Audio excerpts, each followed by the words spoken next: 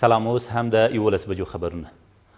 له 4 ورځو راهیسې په غزني ښار کې د افغان ځواکونو او طالبان ترمنځ جګړه روانه ده.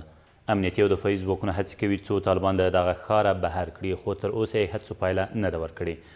د امنیتي سرچینو په وینا په دې 4 ورځنیو نښتو کې له دواړو لورو سربیره ولسي وګړو ته هم مرګ ژوبله اوښتې، خو تر اوسه یې کره شمېره روښانه نه ده.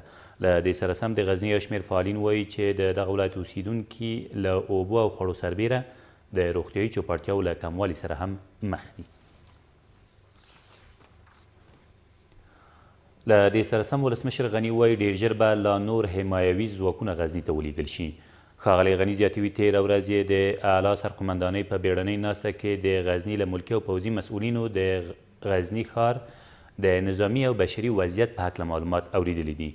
د نوموړي په وینا د دغو معلوماتو په رڼا کې یې غزني ولایت ته د لا زیاتو حمایوي ځواکونو د لیږلو پرېکړه کړې چې ډېر ژر به دغه ولایت ته ورسیږي.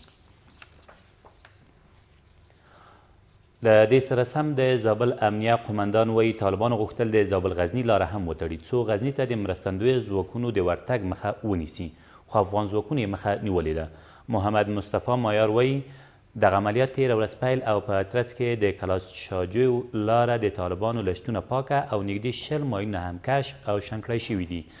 نوموړی ډاډ ورکوي که چیرې اړتیا وي نو د زابل قوتونه چمتو دي څو د غزني د جګړې راکابو کولو په موخه دغه ولایت ته ولاړ شي. د تخار پر آی خانم بندر د طالبانو په برید کې 12 سرحدي پولیس وژل شوي او 15 نورې ټپیان دي. د تخار د امنیه قمندانۍ ویان خلیل اسیر وایي په دغه نښته کې چې تېره شپه نږدې 2 بجې پیل او د نن سهار تر 5 بجو یې دوام وکړ، 3 نور سرحدي پولیس لا درکه دي. ویل کېږي طالبانو د یاد بندر یو شمېر تاسیسات هم سوځولي دي.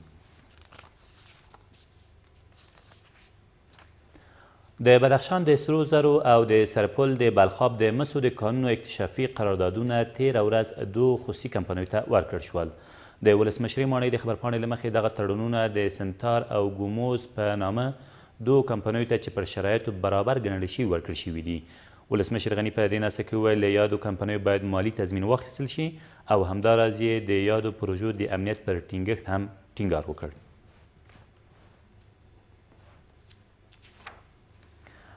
او د بادغیس په مقر ولسوالۍ کې د تازه نښتو په پایله کې 15 طالبان وژل شوي او 3 نور یې ټپیان دي. په دې نښتو کې چې تېره شپه په چشمه دوزدک سیمه کې ترسره شوي، یو بل طالب نیول شوی او افغان ځواکونو ته پکې زیان نه دی اوښتی. د بادغیس د امنیه قمندانۍ ویان نقیب الله امیني زیاتوي چې په وژل شویو کسانو کې د یادې ډلې یو قمندان چې ملا غوث الدین نومېده او په سیاخان مشهور هم شامل دی. دا تر دې مهاله وروستي خبرونه، تر بیا مو الله امد.